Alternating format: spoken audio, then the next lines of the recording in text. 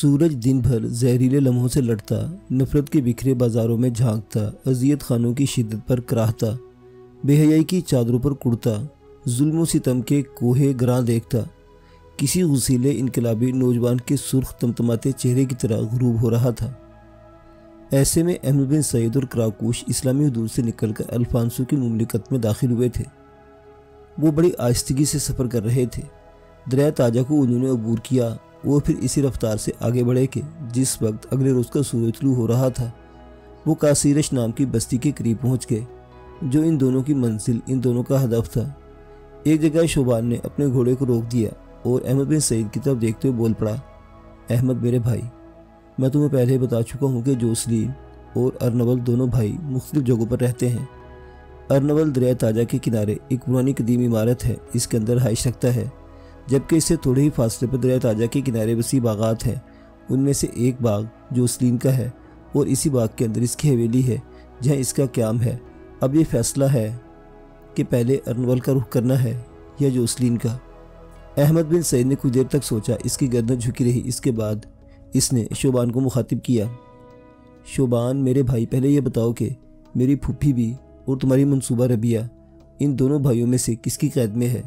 میں چاہتا ہوں کہ جوسلین کے ساتھ بعد میں نمٹو، اس لیے کہ ہمارے رسول اور میرے آقا میرے ہادی کے خلاف اس نے اتہام تراشی کی ہے، اسی نے بدزبانی کی تھی اور ایسے الفاظ میرے رسول کے لیے استعمال کیے تھے جو میرے رسول کی اہانت کے خلاف انتہا درجہ کی بددیانتی ہے۔ شوبان میرے بھائی، اسپین میں داخل ہونے کے بعد جو عرصہ میں نے گزارا وہ میرے لیے بڑی اذیت کا سا تھا۔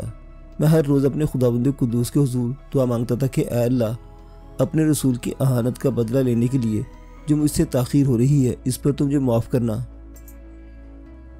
میں اپنی پرنم آنکھوں کے ساتھ اپنے رب سے یہ بھی دعا مانگا کرتا تھا، اے کعبہ کے رب، اگر مجھے اہانت رسول کرنے والوں کے خلاف حرکت میں آنے کے لیے 1000 بار زندگی ملے تو میں اپنی زندگی کو اپنے رسول کی عزت اور ناموس پر قربان کرتے ہوئے فخر محسوس کروں گا۔ اب وہ لمحہ آ گیا ہے جس کا مجھے انتظار ہے۔ یہ بتاؤ کہ ربیہ ارنول کے پاس ہے یا جوسلین کے پاس؟ اگر جوسلین کے پاس ہے تو پھر میرے خداوند نے چاہا تو پہلا نمبر جوسلین کا ہی آئے گا۔ اگر ربیہ ارنول کے پاس ہے تو پھر میں ارنول سے نپٹوں گا، اس کے بعد جوسلین کی طرف جاؤں گا جس نے میرے آقا میرے رسول کے خلاف بدزبانی کی تھی۔ احمد بن سعید جب تک بولتا رہا، شوبان خاموشی سے سنتا رہا۔ جب وہ خاموش ہوا تو وہ بول پڑا، احمد میرے بھائی، یہاں سے جوسلین کا باغ نزدیک ہے، اس کے باغ کے پاس سے گزر کر ہمیں اس کے بھائی ارنول کا رخ کرنا ہوگا۔ ارنول بڑا ہے، جوسلین چھوٹا ہے، ربیہ ارنول کی قائد ہے اور اس کی قدیم پرانی حویلی دریائے تاجہ کے کنارے ہے۔ اگر ہم دونوں بھائی دریائے تاجہ کے کنارے کنارے آگے بڑھتے رہے تو ارنول کی حویلی کے پاس پہنچ جائیں گے۔ شوبان کی اس گفتگو سے احمد بن سعید کے چہرے پر بڑی دلفریب مسکراہٹ نمودار ہوئی۔ لمحہ بھر کے لیے اس نے آسمان کی طرف دیکھا، انتہائی کرب، انتہائی عاجزی اور انکساری میں وہ کہنے لگا، میرے مالک، میں بدی کے آتش فشاں دہانوں کی طرح بڑھنے لگا ہوں تیرے رسول کی اہانت کا انتقام لینے کے لیے۔ میرے اللہ، میں تخریب کے پرچم بلند کرنے والوں کے خلاف تقدیر کے لمحوں کو جنبش دینے لگا ہوں۔ میرے اللہ، اپنے رسول، اپنے آقا کی حرمت اور عزت کی خاطر میں اپنے کام کی وہاں سے ابتدا کرنے لگا ہوں جہاں ساری تدبیریں دم توڑ جاتی ہیں۔ میرے اللہ، میرے مالک، اس دنیا میں، اس جہاں میں یہ مسرتوں اور تمناؤں، آرزوؤں اور امیدوں، خوابوں اور تعبیروں، دھوپ کی سنہری زلفوں، بادلوں کی پرچھائیوں، تیرگی کے کانٹوں، خاموشیوں کی سنسانیوں، اشک و تبسم، پھول اور شبنم، چاندی کی جوان نظروں، تاروں کی پرچھائیوں کا سارا ہی کھیل میرے اللہ تیرے دم سے ہے۔ میرے اللہ، ماضی میں تیرے سامنے ہی دست بادعا رہا، تیرے ہی سامنے دست طلب دراز کرتا رہا، اب بھی میں تیرے سامنے ایک عاجز بندے کی طرح کھڑا ہوں۔ میرے مالک، اپنے مقدس نام کے صدقے، اپنے حبیب، اپنے آخری رسول کی اعلیٰ و عرفہ رسالت کے صدقے، میرے اللہ، مجھے اپنے مقصد میں کامیاب اور کامران رکھنا۔ دعا مانگتے ہوئے احمد بن سعید کی آنکھیں نمناک ہو گئی تھیں، شوبان کی پلکیں بھی بھیگ چکی تھیں۔ پھر اپنے سر پر بندے عمامے سے دونوں نے آنکھیں خشک کر لی۔ اب سراپے کا جائزہ لیا۔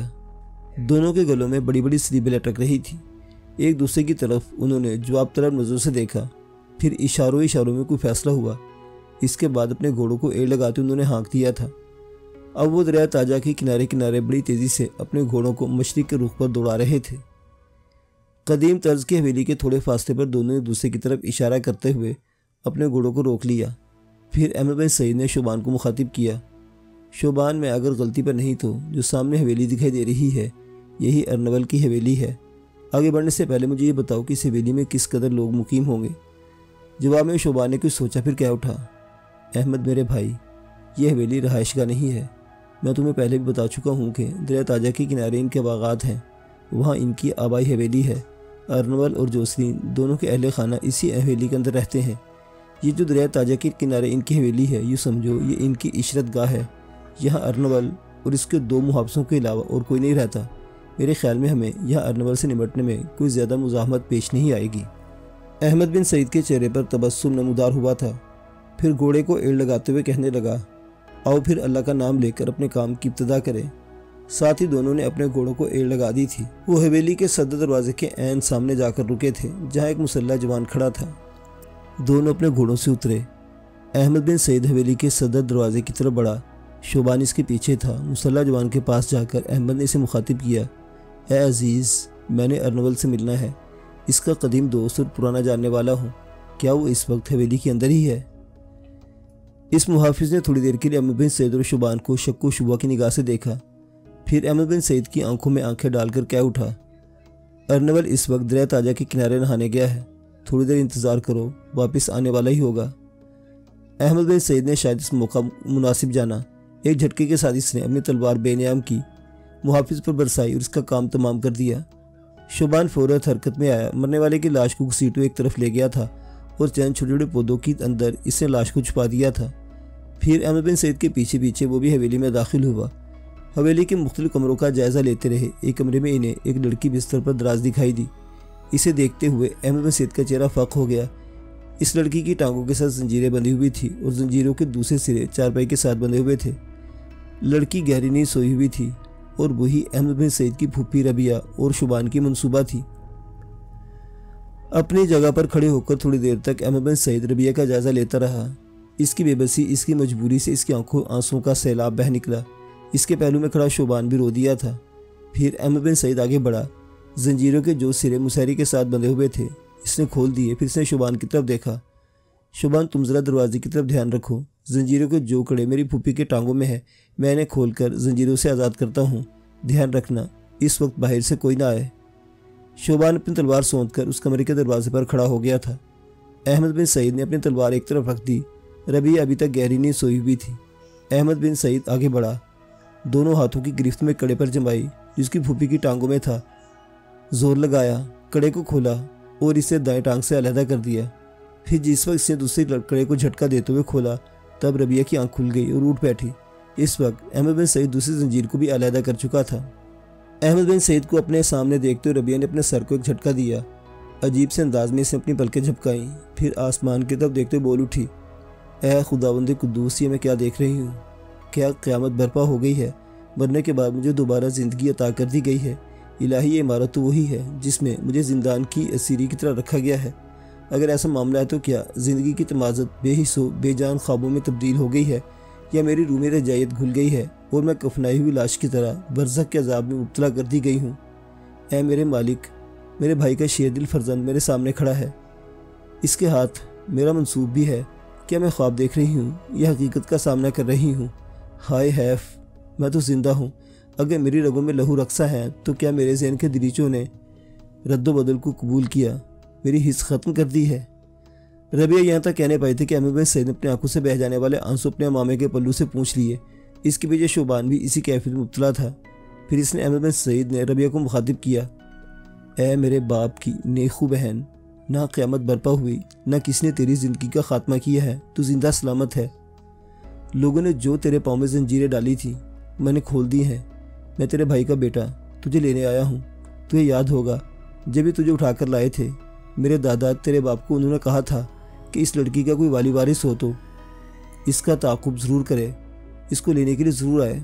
दादा ने कहा था कि इसके वाली वारिस ज़िंदा रहे तो ज़मीन की तह से भी तुम्हें निकाल लाएंगे। सो सुन मेरे बाप की बहन, मैं अपने दादा के अल्फाज के मुताबिक यहाँ पहुँच चुका हूँ और तुम्हें साथ लेकर जाऊँगा। रबिया की पलकें यूँ झुक गई थीं जैसे ज़िंदगी की आंखों में बेबसी सी बस गई हो। फिर इसने डूबते लहजे बिखरती आवाज़ में कहना शुरू किया, सुन मेरे शेर दिल निगहबान, तू देर से आया है। अब जबकि मोती समंदर में गिर गए हैं, हीरे मिट्टी में गिर चुके हैं, मुझसे मेरा गोहरे इसमें छीन चुका है, मैं वापस जाकर क्या करूँगी। शैतान की तरह स्याही लोगों ने मुझे बेआबरू कर दिया है। अब मेरे पास न पाकीज़ा ज़िंदगी की मुलायम मुस्कुराहट है, न इस्मत की पुरवकार चमक। तुम्हारे साथ जाकर मैं अंधे परिंदे की तरह कर्ब आशना ज़िंदगी बस नहीं करना चाहती। सुन मेरे शेर दिल पासबान, औरत की इज्जत, इसका नामूस, इसकी आबरू मिट्टी के कोरे बर्तन की मानिंद होती है। जब इसे बेआबरू कर दिया जाता है तो इसकी रग रग में बेगारती के भगोले सनसनाते रहते हैं। वो किसी का सामना नहीं कर सकती। मैं भी अपनी बेआबरूई को स्पेन से लेकर फ़लस्तीन तक घसीटना नहीं चाहती। मैं अब एक सरतान ज़दा मखलूक हूँ। मुझे यहीं बेवकार बेलमों के काले ताबूत में पड़ा रहने दो। अहमद बिन सईद के चेहरे पर इस मौका पर अजीब सा करब फैल गया था। आगे बढ़कर इसने अपनी नौजवान फूफी के दोनों पाँव अपने हाथों में ले लिए। बारी बारी इसने दोनों पाँव को बोसा दिया, फिर क्या उठा, मैं तुम्हें यहाँ छोड़कर नहीं जाऊँगा। तू मेरे बाप दादा की निशानी है, मेरे ख़ानदान की पाकीज़गी, मेरी मिल्लत की आबरू है। तुझे साथ ले जाऊँगा। कसम खुदाए वादहु ला शरीक की कि अगर तुझे वापस ले जाने में मेरे रास्ते में लहू का समंदर और क़ज़ा के तूफ़ान भी हायल हो गए, तब भी मैं तुम्हें लेकर निकलने का अज़्म कर लूँगा। हौसला नहीं हारूँगा। अब उठ के जो शख्स तुझे यहाँ लाया है, इससे इंतकाम लेने के बाद तू मेरे साथ चलेगी। क्या ये लोग तुम्हें हर वक्त इन जंजीरों में जकड़े रखते हैं? इस पर रबिया बोल पड़ी, मेरी खिदमत के लिए उन्होंने एक औरत मुकर्रर कर रखी है जो वक्त ज़रूरत मुझे बाहर ले जाती है। पाँव में जंजीरें हर वक्त पड़ी रहती हैं ताकि मैं कहीं भाग ना जाऊँ। फिर सोते वक्त जंजीरों के दोनों सिरों को मुसहरी के साथ बांध दिया जाता है। बस ज़िंदगी के दिन यहाँ आकर मैंने ऐसे ही काटे हैं। यहाँ तक कहते कहते रबिया खामोश हो गई, इसलिए कि कमरे का दरवाज़ा खुला था और वो अचानक खुला। इसमें से एक औरत निकली। कड़कड़ाती आवाज़ में इसने अहमद बिन सईद और शोबान से पूछ लिया, तुम दोनों कौन हो और यहाँ क्यों आए हो, और रबिया से तुम्हारा क्या ताल्लुक़ और रिश्ता है? अहमद बिन सईद ने अपनी खून आलू तलवार इस औरत की तरफ लहराई। फिर गुर्राए हुए लहजे में इसने औरत को मुखातिब किया, खातून मैं नहीं जानता कि तू कौन है, मैं अपनी फूफी रबिया से बात कर रहा हूँ। अगर इससे पता चला कि तू भी इसके खिलाफ गुनाहों में शामिल है तो तेरी गर्दन भी काट दूंगा। अगर तू गैर जानिबदार है तो एक तरफ रह, इस घर में बहने वाले खून में तेरा खून मैं शामिल नहीं करना चाहता। इस औरत पर जब वाज़ेह हो गया कि आने वाले रबिया के रिश्तेदार हैं, तब वो उस दरवाजे की तरफ गई जिस दरवाजे से आई थी। दरवाजे से बंद कर लिया था। इसकी इस हरकत पर अहमद बिन सईद के चेहरे पर मुस्कुराहट नमूदार हुई थी। वो कुछ कहना ही चाहता था कि दरवाजे पर खड़े शोबान ने इशारा दिया, अहमद मेरे भाई कोई आ रहा है। अहमद के किसी रद्दमल के इजहार करने से पहले धीमी राजदाराना आवाज़ में रबिया बोल पड़ी, अहमद, ये जिसने मुझे यहाँ महफूज कर रखा है, इसका नाम अर्नवल है। हर रोज़ सुबह के वक्त दरिया की तरफ जाता है, अपने एक मुहाफिज को भी साथ ले जाता है और वहाँ से लौटते हुए सीधे मेरी तरफ आता है। इससे मुहतात रहना। अहमद बिन सईद ने शुक्र गुजार अंदाज में अपनी फूफी रबिया की तरफ देखा, फिर शोबान को पकड़कर एक तरफ खींच दिया। दोनों दरवाजे की ओट में हो गए थे। थोड़ी देर बाद अर्नवल इस कमरे में दाखिल हुआ। इसके पीछे भी जिसका मुहाफिज भी था। मुहाफिज ने भी पहला कदम रखा था कि अहमद बिन सईद की तलवार बुलंद होकर गिरी। मुहाफिज की गर्दन काट गई। लाश की सूरत में फर्श पर गिरकर तड़पने लगा। इसका खून बड़ी तेज़ी से फर्श पर बहने लगा था। यह सूरत हाल अर्नवल के लिए गैर मुतवक्को थी। इसने फ़ौरन अपनी तलवार बेनियाम कर ली और कहर भरे अंदाज में इसने अहमद की तरफ देखते हुए पूछ लिया, तुम लोग कौन हो और तुम्हें यहाँ आने की कैसे जरूरत और जसारत हुई? इस पर अपने सामने खूनलू तलवार लहराते हुए अहमद बिन सईद बोल पड़ा, जिस तरह तुम ज़ायरीन के भेस में हमारी बस्ती में दाखिल होने के बाद मेरी फूफी रबिया को अपने भाई के साथ उठा लाए और मेरे अहले खाना को कत्ल किया, इसी तरह मैं भी हवेली में दाखिल हुआ हूँ। तुम्हारे दोनों मुहाफ़िज़ों का मैंने खात्मा कर दिया है। अब तुम्हारी बारी है। जिस वक्त हमारी गैर मौजूदगी में तुमने हमारे अहले खाना का खात्मा किया था तो तूने तेरे भाई जोसलीन ने मेरे दादा को धमकी दी थी कि अगर रबिया का कोई वाली वारिस हो तो इसे कहने से छुड़ाने के लिए आए। सो मैं पहुँच चुका हूँ। अर्नवल, तेरा कब्रिस्तान तो इसी हवेली में बनाऊँगा। यहाँ से निकलने के बाद तेरे दूसरे भाई जोसलीन का रुख करूँगा, जिसने मेरे आका मेरे रसूल की आहानत की, इसने नामूस रिसालत पर हर्फ गिरी की। ऐसा शख्स खुदाबंद कुद्दूस की कसम जहन्नुम की तह में भी पहुँच जाता, तब भी नामूस रिसालत का इंतकाम लेने के लिए मैं वहाँ भी से जा पकड़ता। ये तो तुम सिर्फ दरिया ताजा के किनारे पनाह लेने के साथ बैठ गए हो। तुम अगर ज़मीन की तह में भी उतर जाते तब भी तुम दोनों का ताक़ुब करते मैं वहाँ पहुँचता, तुमसे इंतकाम ज़रूर लेता। सो अर्नवल, मैं पहुँच चुका हूँ और अब इस हवेली में तेरी चंद ही साहतें बाकी हैं। احمد بن سعید کی اس گفتگو سے ارنول کا چہرہ غصے اور غضبناکی میں سرخ ہو گیا۔ کچھ دیر وہ سوچتا رہا، پھر اس نے احمد بن سعید کو مخاطب کیا، اگر تم اتنے سورما ہو کے اس ربیہ کا انتقام لینے کے لیے یہاں پہنچ گئے ہو تو تم دونوں باری باری میرے ساتھ انفرادی مقابلہ کرنے کے لیے تیار ہو۔ احمد بن سعید منہ سے کچھ نہ بولا، تاہم اس نے اس بات میں گردن ہلا دی تھی۔ اس پر ارنول نے اپنے چمڑے کی پیٹی کھولی جس کے ساتھ تلوار اور خنجر لٹک رہا تھا، پھر اس پیٹی کو اس نے دور پھینک دیا۔ ہاتھ کے اشارے سے اس نے احمد بن سعید کو بلایا تاکہ وہ انفرادی مقابلہ کرے۔ احمد بن سعید نے بھی اپنی چرمی پیٹی کھول کے ایک طرف رکھ دی، اس کی پیٹی کے ساتھ بھی تلوار اور خنجر تھا۔ جو ہی احمد بن سعید اس کے قریب گیا، ارنول نے ایک زوردار گھونسا اس کے منہ پر دے مارا۔ احمد بن سعید اپنی جگہ جمع رہا اور انتہائی غصیلی آواز میں اس نے ارنول کو مخاطب کیا، ارنول ایسے ہی چند زوردار گھونسے مجھے مارو تاکہ تمہارے خلاف میرا انتقام، میرا جذبہ، میرا جوش اپنے عروج پر پہنچے اور میں تم سے لمحوں کے اندر اس ربیہ کا انتقام لینے کے لیے تیار ہو جاؤں۔ اس کے بعد چند اور گھونسے ارنول نے احمد بن سعید کو دے مارے۔ احمد بن سعید جب پتھر اور ستون کی جگہ جمع رہا تو ارنول کے چہرے پر ہوائیں اڑنے لگی۔ پھر احمد بن سعید آگے بڑھا اور اس نے مکوں اور لاتوں کی بارش کر دی۔ کچھ دیر تک ایسا ہی سما رہا، دونوں ایک دوسرے پر مکوں اور لاتوں کی بارش کرتے رہے۔ پھر آہستہ آہستہ ارنول پر ماندگی احمد بن سعید پر تازگی چھاتی چلی گئی اور لمحہ لمحہ احمد بن سعید اس پر چھانے لگا۔ ایک موقع پر لگاتار 2 گھونسے احمد بن سعید نے ارنول کے پیٹ اور پسلیوں پر دے مارے۔ ارنول کرا اٹھا اور انتہائی بے بسی کے عالم میں وہ فرش پر گر گیا تھا۔ احمد بن سعید آگے بڑھا، اس کی ٹانگ پر پاؤں رکھا اور اس پر بوجھ ڈالتے ہوئے بول پڑا، ارنول تو کیا سمجھتا تھا کہ فلسطین سے نکل کر اسپین میں آ کر تو محفوظ ہو جائے گا؟ ہرگز نہیں۔ ہم اپنے رب کے قصیدے گانے والے لوگ دل و نظر کے خرابوں، دوریوں کے غم میں بھی اپنے دشمنوں کے چہروں کی سیاہی اور زمین کی کالک کا باعث بن جاتے ہیں۔ دیکھ تو انتہائی بے بسی کے عالم میں میرے سامنے زمین پر گرا ہے کہ میں نے یہاں پہنچ کر تیرے تلسمی خیال میں فل کی تلخی اور تیرے تگنائے زمین میں زندگی کی جان کے عذاب میں روح کا سوگ نہیں بھر دیا۔ ارنول، ہم جس رسول، جس آقا کے ماننے والے ہیں، وہ قیدیوں کو اسیری سے، مسکینوں کو بھوک سے نجات دینے والے تھے۔ انہوں نے زندگی کو حقیقی زندگی، روشنی کو اصل روشنی عطا کی۔ اس رسول کے ماننے والوں کے ساتھ جب کوئی مخلص ہوتا ہے اور خلوص سے پیش آتا ہے تو ہم لوگ اپنے ساتھ ایسے سلوک کا اظہار کرنے والوں کی فصل کے لیے ابر جیسی نرم رو، کھیت کے لیے دعا جیسے پرکشش بن کر رہتے ہیں۔ ہم تو ہر مسافر کے لیے چراغ راہ ثابت ہوتے ہیں، پر جو تمہاری طرح ہمارے ساتھ بددیانتی کرتے ہیں، دھوکہ اور فریب سے کام لیتے ہیں، اسے آخری لمحوں سے دوچار کرنے کے لیے ہم موت کا سناٹا، ہجر کی راتوں کا دکھ اور مجبوری بن جاتے ہیں۔ دیکھ لے، تیری ہی سرزمینوں پر میں آ کر تیرے لیے مایوسی میں لپٹی قضا بن گیا ہوں۔ سن ابلیس زادے، تو بے آبرو شیطان، کذب کا پلندہ اور گناہوں کا ڈھیر ہے۔ تجھے کسی بھی صورت معاف کر کے زندہ نہیں چھوڑا جا سکتا، تجھ پر موت طاری کرنا ثواب ہے۔ اس کے بعد احمد بن سعید نے اپنا دایاں پاؤں ارنول کی ایک ران پر رکھا، دوسری ران کو اس نے دونوں ہاتھوں سے تھاما، پھر اس قدر زور لگایا کہ ارنول کے جسم کو 2 حصوں میں چیر کر علیحدہ کر دیا تھا۔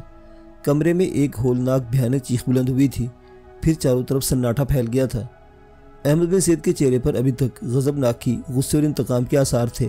ارنول کا خاتمہ کرنے کے بعد وہ اس کے جسم کے دونوں حصوں کے پاس کھڑا رہا۔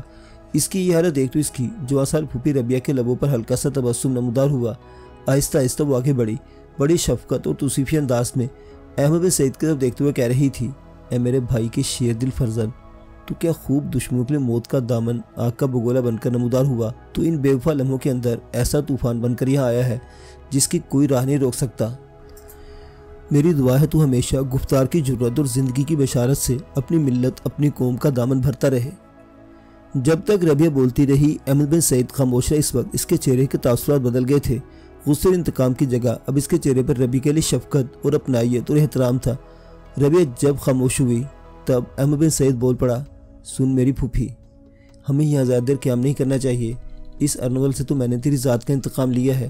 تیری ذات چونکہ میری ذات سے وابستہ ہے، لہٰذا ارنول سے انتقام میری ذات کی خوشنودی، میری ذات کا اطمینان تھا۔ لیکن ابھی تو میں نے اس سے بھی بڑا مارکا سر کرنا ہے، اور وہ میرے ایمان، میرے خداوند قدوس کی خوشنودی ہے۔ ابھی تو میں نے جوسرین کا رخ کرنا ہے جس نے میرے آقا، میرے رسول کے خلاف بدزبانی کی تھی۔ قسم خداوند قدوس کی، اگر وہ شخص زمین کی تہہ میں اتر گیا تب بھی میں ناموس رسالت کا پاسبان بن کر اسے وہاں سے نکالوں گا اور اس سے انتقام ضرور لوں گا۔ रबिया बेचारी की पलकें झुक गई थी, ज़मीन की तरफ देखने लगी थी और इस कमरे के कच्चे फर्श को अपने अंगूठे के नाखून से कुरेदने लगी थी। वो अजीब सी कश्मकश और एक अनजाने कर में मुब्तला थी। फिर इसकी रोती हुई आवाज़ सुनाई दी, सुन मेरी इसमत के पासबान, मैं तुम्हें पहले भी बता चुकी हूँ कि बदबातन लोग मुझे गोहरे इसमत से महरूम कर चुके हैं। मैं तुम्हारे साथ जाकर क्या करूँगी? क्या मैं स्पेन से लेकर फ़लस्तीन तक अपनी बेआबरूई का ढंडोरा पीटती रहूँगी? मैं जानती हूँ मेरा बाप अभी ज़िंदा होगा, मेरा इंतज़ार कर रहा होगा, पर जब इसे ये खबर होगी कि मैं बेआबरू हो चुकी हूँ तो सोचो इसके दिल पर क्या गुजरेगी। क्या वो ये खबर सुनकर मौत से हमकनार ना हो जाएगा? और मैं क़ब्ल अज़ वक्त इसकी मौत का सबब नहीं बनना चाहती। तू जानता है इन दुश्मनों ने पहले ही हमारे सारे ख़ानदान के अफराद को मौत की घाट उतार दिया है। अब ले दे के तुम और दादा बचे हो। मैं इन दिनों के दोनों के लिए किसी नई मुसीबत की इब्तिदा नहीं करना चाहती। फिर तुम ये भी सोचो, तुम मुझे अपने साथ फ़लस्तीन ले जाकर क्या करोगे? क्या कोई मुझ जैसी बेआबरू लड़की को अपनाना पसंद करेगा? अहमद बिन सईद की पलकें भीग गईं, शुबान बेचारे की गर्दन झुक गई और अपनी आंखों की नमी साफ करने लगा था। इस मौका पर अहमद बिन सईद ने अजीब से अंदाज में शुबान की तरफ देखा। इस पर शुबान रबिया के करीब आया और इसे मुखातिब किया, रबिया अपने आप को इस कदर महरूम, इस कदर कमतर और पस मत ख्याल करो। अगर इन जालिमों ने तुम्हें बेआबरू किया है तो इसमें तुम्हारा क्या कसूर है? यहाँ आने से पहले रिश्तेदारों ने मुझे तुमसे मंसूब कर दिया था। सो जिस तरह पहले तुम मेरी ज़ात का नामूस, मेरी इज्जत थी, तुम्हारी हैसियत मेरी निगाहों में अब भी वैसी ही है। मेरे लिए अब भी तुम पाकीज़ा और मुक़द्दस हो और मैं तुम्हें अपनाऊंगा ऐसे जिस तरह मैंने तुम्हें पहले अपनाने का तहिया किया था। यहाँ तक कहने के बाद शुबान थोड़ी देर के रुका, बड़े गौर से इसने लम्हा भर के लिए रबिया की तरफ देखा। इसके बाद वो दोबारा कह रहा था, रबिया ये मत ख्याल करना कि मैं और अहमद सईद तुम्हें यहाँ छोड़कर चले जाएंगे, हरगिज़ नहीं। अगर हमें तुम्हारी खातिर आग के समंदर से भी होकर गुजरना पड़ा तो खुदा की कसम हम दोनों इससे भी गुजर जाएंगे, लेकिन तुम्हें अकेला छोड़कर जाने से पहले अपने आप को मौत के हवाले कर जाएंगे। लिहाजा हमारी इस गुफ्तगू के जवाब में कुछ मत कहना और चुपचाप हमारे साथ हो लो। शुबान की इस गुफ्तगू से रबिया के चेहरे पर किसी कदर इत्मीनान फैला। फिर आंखें झपकाई ही इसने अहमद बिन सईद को मुखातिब किया, मैं आप दोनों के साथ जाने के लिए तैयार हूँ। अहमद और शुबान दोनों इसका जवाब सुनकर खुश हो गए थे। फिर अहमद बिन सईद शुबान के करीब आया। काफ़ी देर तक इसके साथ राजदाराना गुफ्तगू करते हुए इसने शायद अपना कोई अगला लाहे अमल तय किया था। इसके बाद पीछे हटा और रबिया को मुखातिब किया, हम तीनों सूरज गुरूब होने तक यहीं क़याम करेंगे और अतराफ़ में निगाह भी रखेंगे ताकि ख़तरे की कोई बात ना उठे। सूरज गुरूब होने के बाद हम अपने लाहे अमल की इब्तिदा करेंगे। रबिया से हटकर अहमद बिन सईद ने शुबान को मुखातिब किया, शुबान ज़रा मेरे साथ दरवाजे को खोलो। जब हम यहाँ आए थे तो एक औरत इधर गई थी, इस पर भी निगाह रखना पड़ेगी। शुबान आगे बढ़ा और दरवाज़ा खोल दिया। एक औरत अंदर बैठी हुई थी। वहीं खड़े खड़े इसने अहमद बिन सईद को मुखातिब किया, ये औरत यहीं बैठी हुई है। इस पर अहमद बिन सईद और रबिया चलते हुए दरवाजे के पास आए। दोनों ने देखा वो औरत खौफ और डर के मारे थर थर काँप रही थी। अहमद बिन सईद और रबिया दोनों इसके कमरे में दाखिल हुए। अहमद ने इस औरत को मुखातिब किया, खातून मैं नहीं जानता तू कौन है, लेकिन मेरे ज़हन में बात ज़रूर आती है कि जो कुछ तूने किया वो यहाँ के मकीनों के कहने पर किया होगा। हम तुम्हें कोई नुकसान नहीं पहुँचाएंगे, बस तुम यहीं बैठी रहो। शरारत करने की कोशिश की तो मैं तुम्हारी गर्दन काटने में देर नहीं लगाऊंगा। औरत पहले की निस्बत ज़्यादा खौफजदगी का इजहार करने लगी। फिर वो कपकपाती आवाज़ में बोल पड़ी, मैं बिल्कुल खामोश रहूँगी, कोई शोर नहीं करूँगी। मैं समझ गई हूँ आप लोग कौन हैं। इन लोगों ने नाहक इस लड़की को महबूस कर रखा था। अगर आप इसके वाली वारिस हैं तो आप इसे अपने साथ ले जाने का हक़ रखते हैं। इस औरत की गुफ्तगू से अहमद बिन सईद खुश हुआ। फिर रबिया ने अहमद बिन सईद को शुबान को मुखातिब किया, आप दोनों यहाँ बैठे, मैं आप दोनों के लिए खाना तैयार करके आती हूँ, यहाँ ज़रूरत की हर शय है। इस पर शुबान बोल पड़ा, हम तुम्हें अकेले इमारत की दूसरी तरफ नहीं जाने देंगे। अहमद मेरे भाई यहीं बैठे, जब तक ये खाना तैयार करती है मैं इसके साथ रहूँगा, इमारत के बाहर भी निगाह रखूँगा। अहमद बिन सईद ने शुबान की इस तजवीज़ से इत्तफाक किया। फिर शुबान और रबिया वहाँ से निकलकर दूसरी समत गए और खाना तैयार करने लगे। अहमद बिन सईद वहीं बैठकर इस औरत पर निगाह रखे हुए था। थोड़ी देर बाद शुबान और रबिया लौट आए। सब ने मिलकर खाना खाया। फिर वो इस कमरे में बैठकर वक्त गुजारने लगे थे। मुअज़्ज़िज़ सामीन हज़रात, ये दास्तान अभी जारी है, बकिया वाक़यात अगली किस्त में।